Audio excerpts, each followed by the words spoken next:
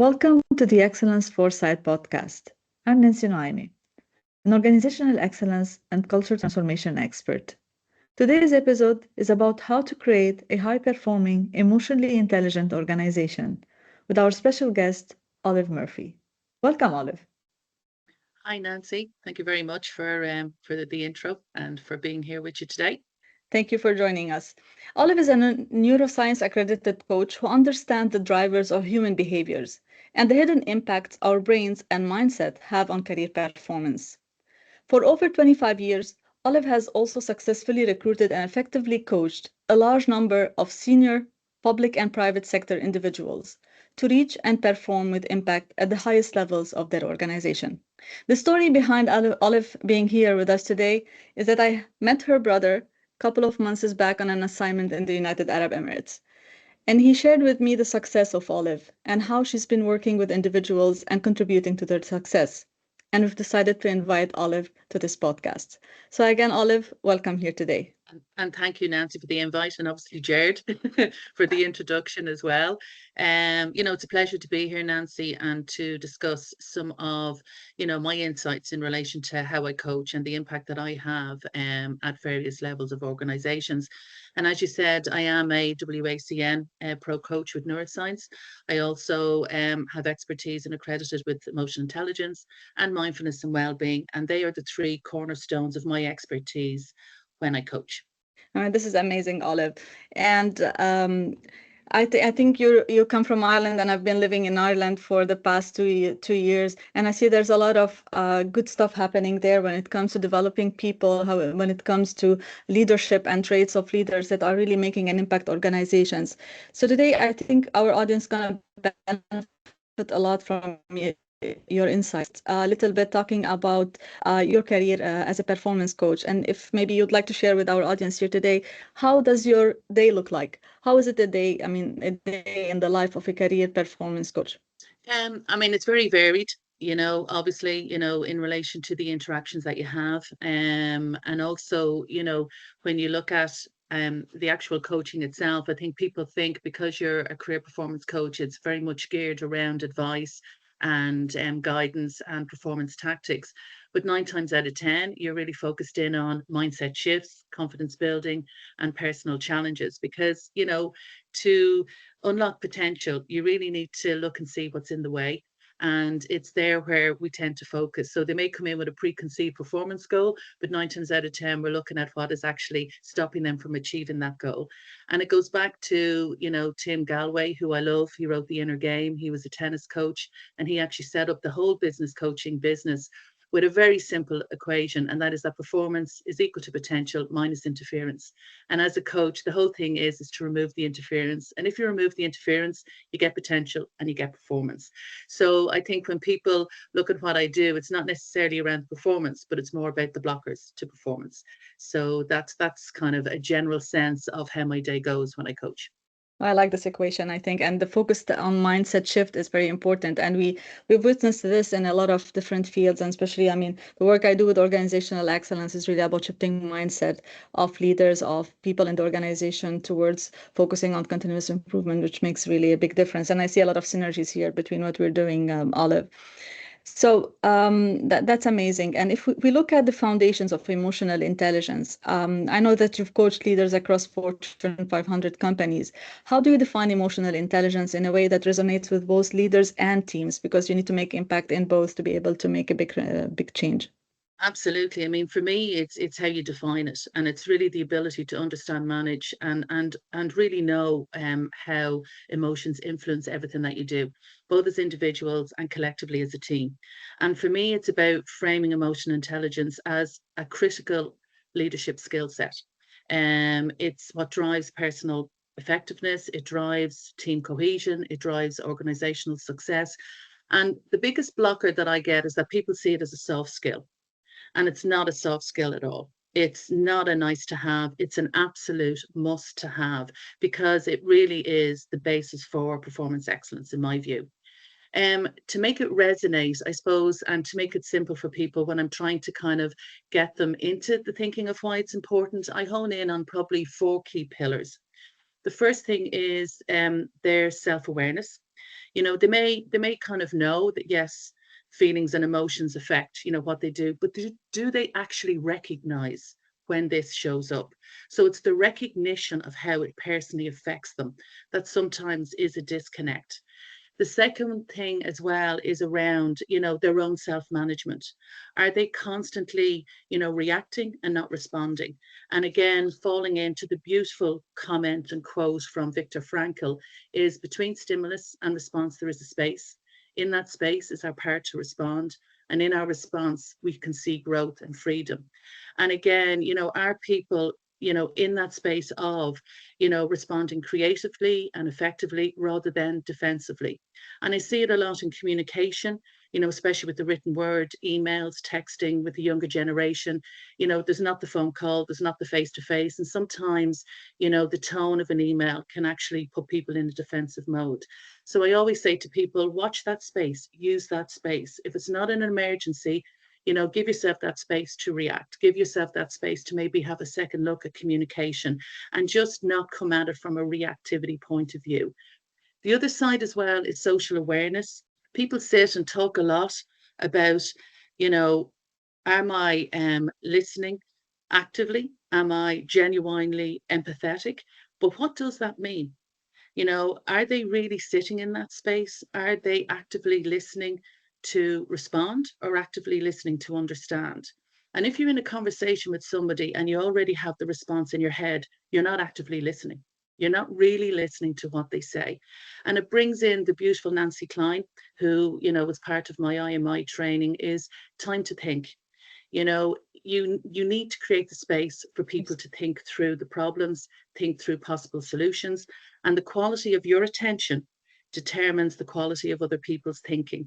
And it's a really powerful piece that Nancy Klein brings into it, because as leaders, we tend to jump in, we tend to solve problems. Myself in coaching, I tend to maybe guide a little bit too much.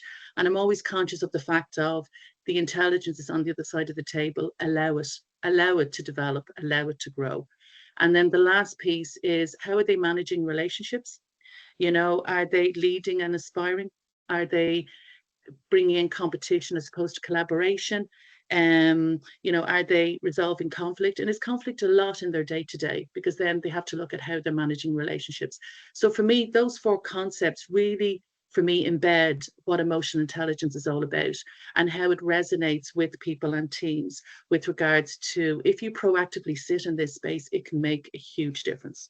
I think all of this is really amazing. And I'm listening to you and I'm thinking about the title we chose for today's session is about creating emotionally intelligent organizations. And today I was teaching Discover Excellence workshop for the Shingo model. And when we teach culture, we talk about a lot of things that you just mentioned in terms of the traits that the leader needs to have, or the individuals and their emotional intelligence.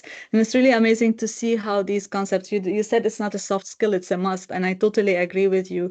It's really nice to see how these concepts come together to help organization really become emotionally intelligent and at the end excellent organizations. So it's really all what you're saying resonates well with me. And a couple of years back I wrote an article about self-awareness and how is it important for someone to be able to know first himself and be able also to connect positively with the others. And myself, I've been through a journey, I think, since 20 years till now. And I appreciate having someone like a coach like you who can really guide people to have that transformation. And I would have, I think, definitely if I had a coach at that time, I wouldn't have done the mistakes I've done.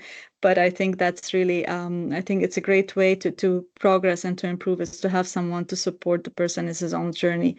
And when we talk about emotional intelligence, I'll move now to my second question. It is really, it feels like it's really the foundation for team excellence. And you described it as an essential platform for that. So can you elaborate on how it transforms teams and what key components leaders should focus on to foster this transformation? Yeah, I mean, for me, it absolutely is the bedrock for team excellence, because, it's the environment and culture that you're creating. And you want that to very much be ripe for collaboration, trust, and peak performance. And teams are not just a collection of individuals. Teams themselves are dynamic ecosystems that have their own emotions and communication and relationship complexities. So, with regards to, the reporting that we do with EI, don't you, Nancy? The ECO reports. We actually have an ECO report now around teams. And it's really important to measure it and to be able to measure it, because once you measure it and understand it, you can then shift it. And there's three motivational states that are measured under EI. And that's psychological safety, and that's team identity, and that's team efficiencies and effectiveness. And if we look at the psychological safety, the wonderful work done by Amy Edmondson, it's about not having a workplace of silence. It's when voice is necessary and to make sure that that voice is heard, is to not have people withholding their voice, because they are small, beautiful moments of learning for teams. And it's to encourage that. And that one thing that we're very good at as people, and I suppose this is where my neuroscience comes in, is we are very, I suppose, worried about impressions, what other people think. If I do speak up, will it show ignorance? Will it show incompetence? Will I be intrusive if I am actually challenging the status quo? So the whole thing here is to have that environment of safety, making mistakes, failing forward. The lovely John Maxwell: fail early, fail often, fail forward. And for me, failure is feedback. You know, it really is. And we learn more from our mistakes than we learn from our successes. And the three, I suppose, emotional intelligence competencies that we test for the psychological safety is emotional awareness of the team, the trust within the team, and how the team are dealing with stress and pressure. The second one then under team identity is the degree in which everybody feels involved, included, valued. You know, are they taking responsibility collectively as a team? How are they collaborating together, and how are they collaborating, you know, with other teams? So the EI components there that are tested are responsibility, motivation, and relationships. And last but not least then is team efficacy. You know, again, the ability to work together, the ability to accomplish the goal, the ability to be motivated, to be engaged as a team, but also as a team to face difficulties and challenges. And they are better as a team because of that. And there's 4 EI competencies that are tested there, and that's confidence, communication, adaptability, agility, and optimism. So the lovely thing about those ECR team reports is that you can measure it and then put a coaching program around developing it and addressing the issues that actually present themselves. So for me, if you sit with the whole psychological safety piece and the identity piece and the efficiency piece of any team, and you look to understand where you are at any moment and understand what you need to do to improve it, well, you are going to achieve team excellence. There's no doubt about it. Yeah, that's really wonderful. And I think we know in knowing quality, we say you can't manage what you don't measure. So you definitely need to have a measure. You need to have a start point. You need to understand the current state, where you are, have a baseline to be able to improve.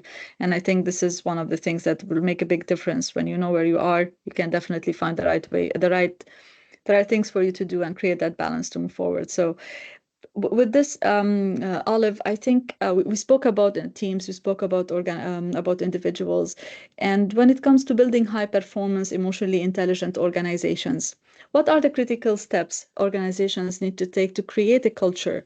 Well, you spoke about psychological safety, and that goes back to a culture that organization put in place to make sure that everybody feels safe, and where emotional intelligence becomes the foundation for team and organizational success. So what are those steps that organizations need to focus on? Well, for me, if an organization really believes in it, there has to be a deliberate and strategic approach to it, and that it must be prioritized at every level. It must be embedded into the absolute fabric of just the culture, the processes, the values, everything. So for me, the first critical step is that EI is core values. And the principles of respect, trust, empathy, collaboration, self-awareness, all of those things are used in the language of mission statements, vision statements, and value statements, that they are real. And they are a sense of value. As we know, value connection is hugely important, even with regards to retaining and recruiting members to your team and to your organization. The leadership messaging is also key. Again, it's an essential skill set for performance, innovation, resilience, long-term success. So the first thing is that it is part of the core values of the organization. The second thing is that it is developed, that, you know, the company invests in leadership development programs, that the company measures it and puts coaching programs around developing it, that there's workshops, you know, weekly, monthly workshops that, you know, instill the whole concept of EI practices. There's EI champions. So they're again reinforcing EI practices and behaviours. For me, the other key thing is that there's accountability at every level. So it has to be part of performance reviews, that competencies that the company decides as their EI competencies are what's measured and monitored. And those behaviours are recognised and rewarded. And as you said, it's not just about getting your leaders to build psychological safe teams. What are you doing as a company? Because there needs to be that uniform climate of openness, curiosity, learning, normalizing vulnerability. You know, the organization needs to be showing that itself as an entity rather than just having sporadic teams that are doing it, because then it's never going to have the impact that you want. The other side of it as well for me is building systems that support emotional well-being. I often hear we need to be doing something in this space. And I'm going, oh my God, do you realize how important this is? Statistically, it reduces 27% turnover, 30% burnout. It's a healthy workplace all year, not just a salary that you get once a year, once a month. You know, you need to have mental health resources, you need to have employee assistance programs, mindfulness training, resilience coaching, work-life balance programs, well-being surveys that identify the issues that you need to address. And most importantly, when you recruit, it needs to be front and center. Your competency-based interviews are emotional intelligence-driven behaviors. You run psychometric evaluations. You run an ECO report. It is part of your discussion with your interview. And for me, if you attack most of those, you are going to get higher engagement, higher retention, and motivated employees. So for me, it is absolutely crucial. And they're just some of the critical steps that I would encourage and talk about when I'm dealing with leaders as to how they can incorporate some of that into the day-to-day of the organizational activities. Olive, I'm learning a lot from you here today, and I'm going to use a lot of it tomorrow in the second part of my training. You spoke about system, you spoke about respect, and I'm so pleased to see that there's a lot of systems that also are aligned with the EI and teach and help organization ingrain that into the DNA. And I think there's a lot of things that we do an organization and we start things we start new programs, but if we don't move to the level of creating a system, a full-fledged system that have all the elements that helps the organization succeed in implementing that, I think that we don't really go far with it. And this is what I was talking about today, and it all goes back to having a deliberate effort to implement these things in the organization, whether EI or other things. And I'm very happy to see that even I'm learning a lot here from you today about EI and how it should really become part of the culture of the organization. And I'm sure all our, I mean, people who are going to be listening to this episode will really appreciate what you're sharing with us here today. And you mentioned already psychological safety. And for me, I think it's a key element in team success. But I would like to hear from you how team psychological safety plays a big role in emotional intelligence. How can leaders cultivate a climate of trust, openness, and mutual respect to unlock their team's full potential? Well, firstly, if you want to create it, you've got to model it. So you need to turn around and model vulnerability, authenticity, fallibility. You know, be open about the challenges, the mistakes, the growth and learnings that you have yourself experienced. You're normalizing vulnerability. It's absolutely crucial through your personal stories, through your past failures, through your lessons learned. You know, again, signaling all along that mistakes are absolutely part of the process. They're part of the growth, they're part of the feedback, you know, as long as they're managed in the correct way. We're not saying to just be freely making mistakes or taking risks or any of that. It's to have it in an informed, well balanced scenario. That's the first thing. Because if you're modeling it, well, then people can see that that's true and real in the environment that you're creating. The second thing is that you're actively listening and validating perspectives, especially with people that you don't agree with. So you're actually showing respect and you're fostering trust. You're encouraging open communication. You're brainstorming. You are looking at different perspectives and honoring that. You are championing inclusivity, diversity, and respect. And to me, that is really important that they see that you are even having those difficult conversations that need to be had and that you are yourself being vulnerable in relation to improving those communications and relationships. The second one is, our third one, sorry, is that you respond to mistakes with curiosity and not blame.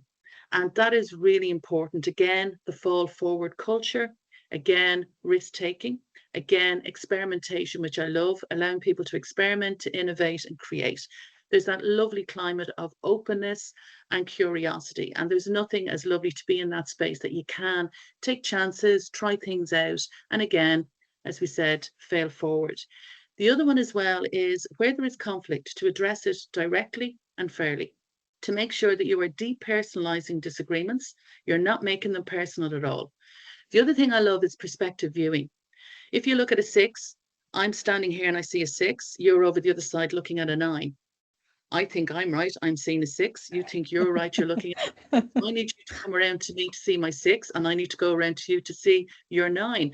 And it's just situations like that are really, really, I think, strong when, you're looking at the different perspectives, which give you different solutions, and again, it's a lovely way to kind of open up conversation and dialogue. Again, the other thing for me is norms. What norms are you creating? Expectations, behavior, boundaries, even a team charter. That you're working together, the way to build a charter around what is accepted and not accepted. And then last but not least, it's all about celebrating effort and contribution and little wins, and just, not always coming to your team when there's an issue, because some organizations have gone into, it's like, we only see him when there's a problem, or we only see her when there's an issue, and they never come down when they should come down to actually just acknowledge contribution. So for me, they're kind of the key things that if they're modeling that and showing that, it shows then the team, that's what we should be doing collectively as well. So they're just some kind of pointers that I give in relation to leaders instilling that and showing that and modeling that. Think all of listening to you, I think it goes much more beyond EI. It goes really touching a lot of areas that the leaders need to be focusing on to drive that excellence in their team. And you spoke about experimentation. One of the principles we teach is embrace scientific thinking. And we encourage that at different levels, but definitely it's something that is championed by the leaders who needs to give space for their people to experiment and try new things without having any fear. And I like what you said also about addressing conflicts directly and fairly. And that's something I think a lot of leaders miss, or they don't have the courage to do. And the leader needs courage really to be able to support their team. So I see a lot of traits similar to what we preach for excellence, right? We teach for excellence, because at the end, it's really when you support your people and help them reach their full potential, this is where you can get the best out of them and make them fulfill their potential. So if I ask you, just for me, I think this really builds and sustain excellence, right? And that's what we teach when it comes to culture. Do you think all of this will help organizations sustain excellence in the long run? I do, because I think, like I said earlier, if it's embedded in as part of the culture, if it is a system, Nancy, as well. I mean, as you certainly, that's the strength of the Shingo model is systems that are brought in. I mean, if there's a system, you can measure it, and you can always improve a system, and that's the joy about it. I think there's a lot of talk around EI. I think what I love about what Martin Newman has done with Roche Martin and the whole ECO reporting is he's brought in a way of measuring it. And once you can measure it, you can develop it. So it becomes less of a talking situation or a nice to have, or wouldn't it be lovely? And, but it's when you actually look at it and you see the practicalities of it. And as you said, Nancy, it really supports you to have those difficult conversations, to deal with what needs to be dealt with, and doing it in a way that is respectful.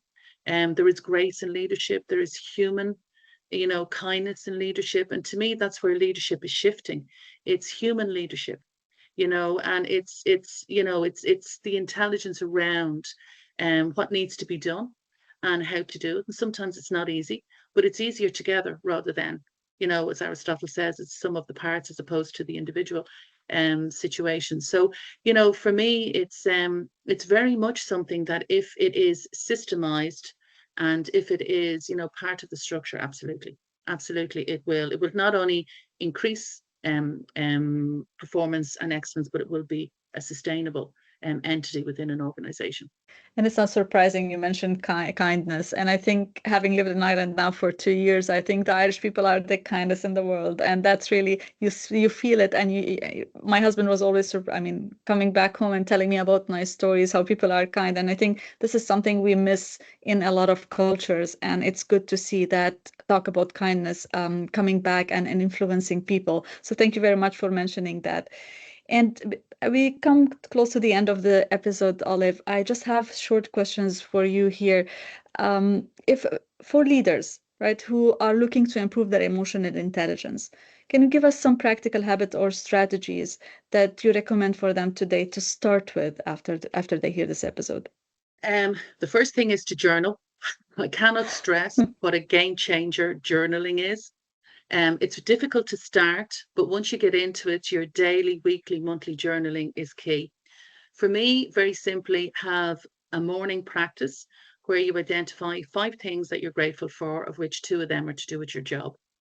Um, Write down a positive intention for the day. And that's how you start out with your journal.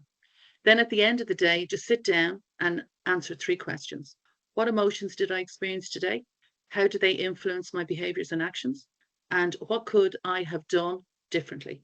And if you monitor that over time, you will see what your triggers are, you will see what your strengths are, and you will see what your blind spots are. So it's a wonderful awareness around your own emotional regulation and management. The second thing is to actually seek out clear intentions for interactions. So when you don't have good relationships with people or teams, seek them out and have conversations with them around their challenges, how they're feeling.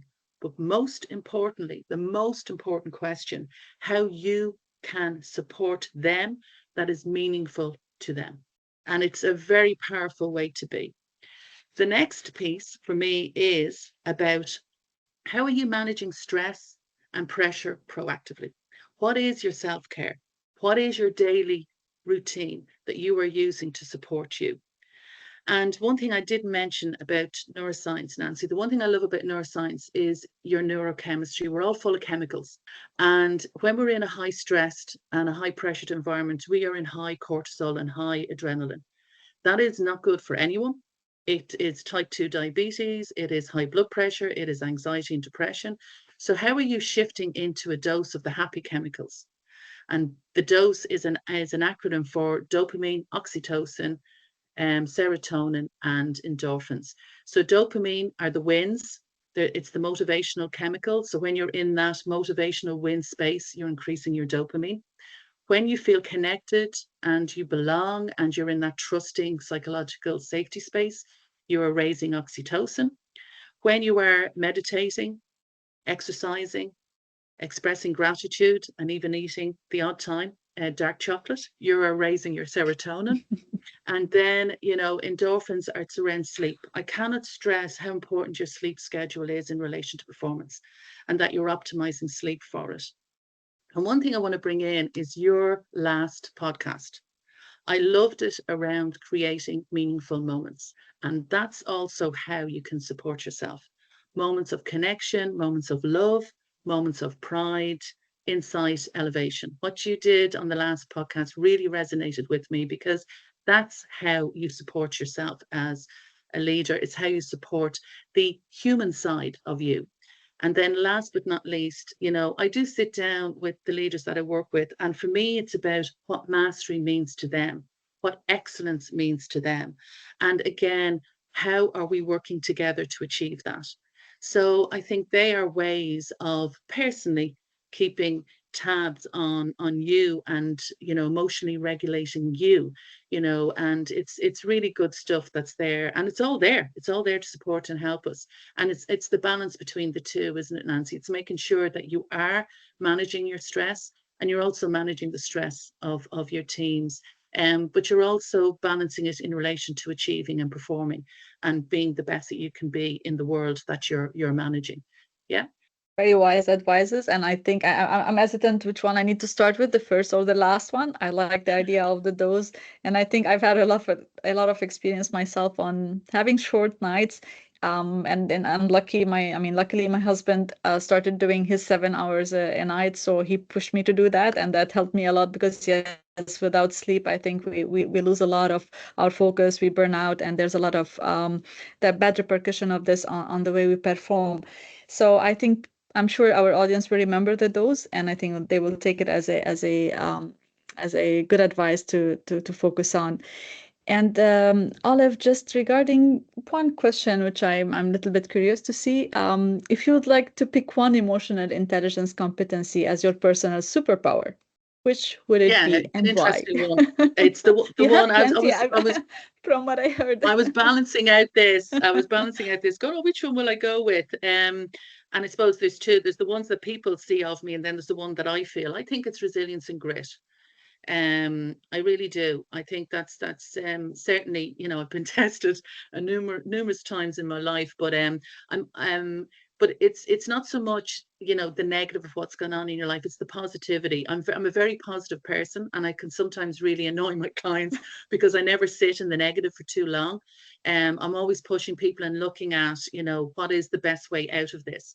How can we solve this? There is a way out of everything. So to me, it's the grit and resilience and determination to see things through, to be persistent, to be tenacious, and to achieve the best of what you can do and not accept subpar. And that's really what excellence is about, isn't it, Nancy? And mastery. It's, in the moment and what you're faced with, that you try and be the best that you can be. And that's all you can ask of yourself. And that is a moving feat. It's never fixed. And that's the lovely thing about it. And that's where adaptability and agility kicks in. So for me, it's that whole grit piece, kind of holding tight and getting it done through positivity and kindness. And that's the big thing as well. Kindness is huge.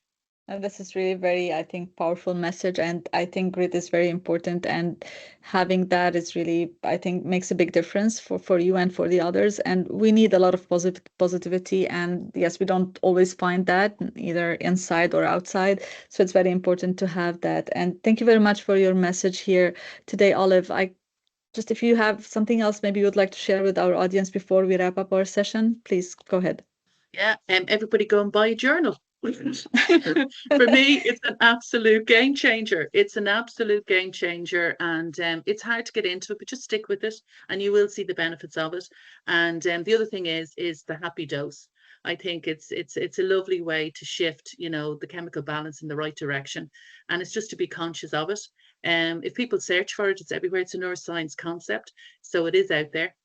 So absolutely. They would be the two things that I would say to people if they could do anything going forward, is to journal and to shift to happy. I think we need to do a lot of, shift to happy then. Thank you very much for your message here, Olive. Please connect with Olive. You will have her details in the introduction to the episode. Olive, thank you so much for sharing here your wisdom with us today. I say wisdom because I've learned a lot from you. And I think these are things that we live them in every day and every moment in our life. And we need to really focus on shifting to that positive mindset and being able to control and manage what our emotions and be able to lead better teams and happier teams, I would say. So everyone, thank you very much for listening and tuning in to how to create a high performing, emotionally intelligent organization with Olive Murphy. I'm Nancy Noemi, and this was the Excellence Foresight podcast. Thank you very much. Thank you so much, Nancy, for the opportunity. Thank you, Olive. It was really nice. I really enjoyed it. And sorry for the hiccup in the beginning.